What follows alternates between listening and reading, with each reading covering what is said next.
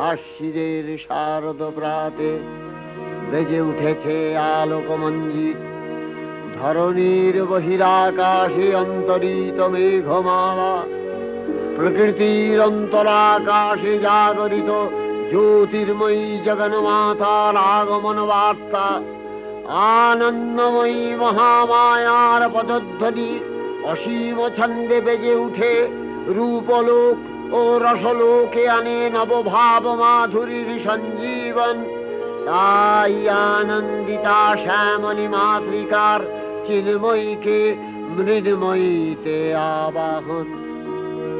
আজ চিৎশক্তি রূপিণী বিশ্বজননীর শারদশ্রী বিমণ্ডিতা প্রতিমা মন্দিরে মন্দিরে ধ্যান বোধিতা। সিংহস্থা শশিশেখরা